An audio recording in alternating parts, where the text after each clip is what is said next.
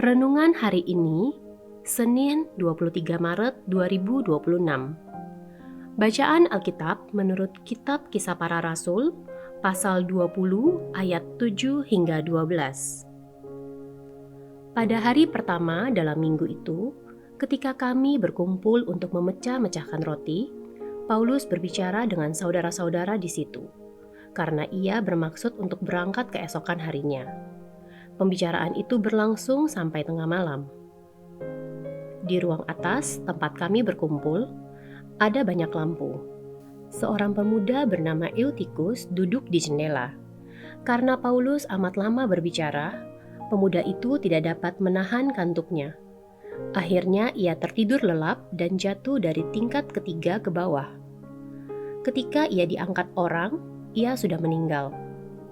Paulus turun ke bawah, lalu merebahkan diri ke atas pemuda itu, mendekapnya dan berkata, "Jangan khawatir, ia masih hidup." Setelah kembali ke ruang atas, Paulus memecah-mecahkan roti lalu makan. Sehabis makan, ia berbicara lama lagi sampai fajar menyingsing. Kemudian ia berangkat. Sementara itu, mereka membawa pemuda itu dalam keadaan hidup, dan mereka semua merasa sangat terhibur. Mungkin kita pernah merasa begitu lelah di penghujung hari sehingga sulit untuk fokus. Seorang pekerja yang lembur hingga larut malam, mahasiswa yang terus-menerus mendapat tugas dari dosen yang harus segera diselesaikan, atau ibu rumah tangga yang mengurus segala macam keperluan rumah tangga tanpa henti. Belum lagi kehidupan spiritual kita yang terkadang menjadi sekedar rutinitas yang melelahkan. Kita hadir secara fisik, namun jiwa kita tertidur lelap. Perikop ini mengisahkan Eutikus yang memiliki arti beruntung.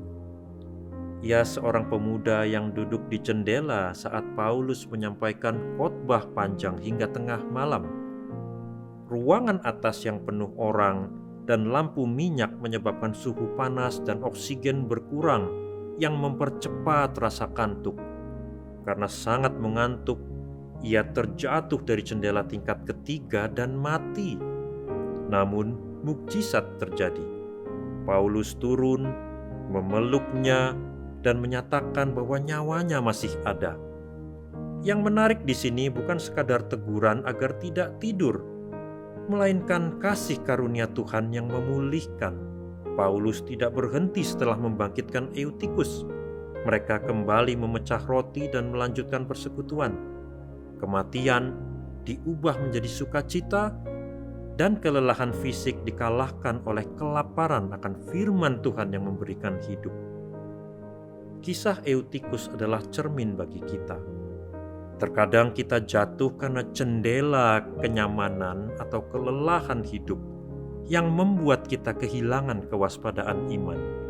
Namun, ingatlah bahwa Tuhan adalah Allah yang memulihkan. Meski merasa lelah atau kurang fokus, kembalilah ke dalam persekutuan. Jangan biarkan kegagalan membuat kita berhenti mencari Tuhan. Seperti Paulus yang memeluk Eutikus, kita dipanggil untuk peduli pada sesama yang sedang lemah iman, bukan menghakimi kejatuhan mereka. Mari bangun dari kantuk spiritual kita. Roh Allah bukan hanya menghidupkan kembali, tetapi juga mengutus dan membawa umat menjadi pembawa kehidupan bagi dunia yang letih. Marilah kita berdoa. Tuhan, kami bersyukur atas segala penyertaan-Mu.